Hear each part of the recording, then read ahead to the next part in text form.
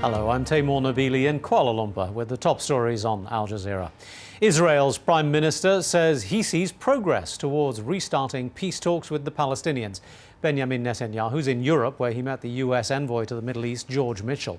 The two discussed one of the main issues, the building of Israeli settlements in the occupied West Bank. Netanyahu now says an agreement with Washington could come within weeks, which would allow the stalled peace talks to resume.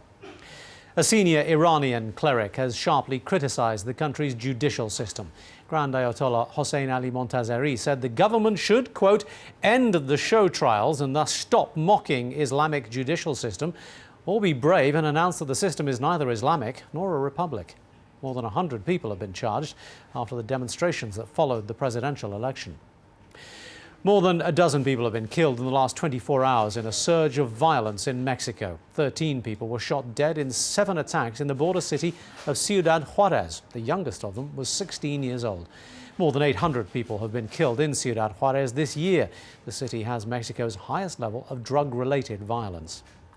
China's state media is reporting Beijing has launched a national organ donation program. It's meant to reduce the country's dependence on body parts harvested from executed prisoners. According to the China Daily newspaper, more than 65% of organ donors come from death row.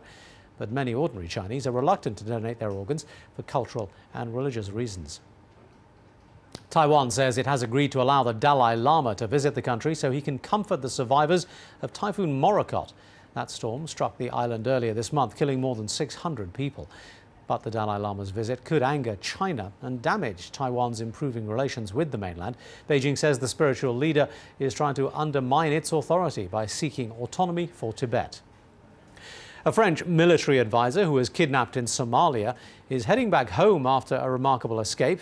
Marc Aubrière says he snuck away from his captors while they slept and then walked for 5 hours through Mogadishu to the presidential palace, where Western-backed security forces are protecting the interim government. Aubrière was kidnapped last month. Much more detail on all those stories and much more of the day's news at our website, aljazeera.net/English.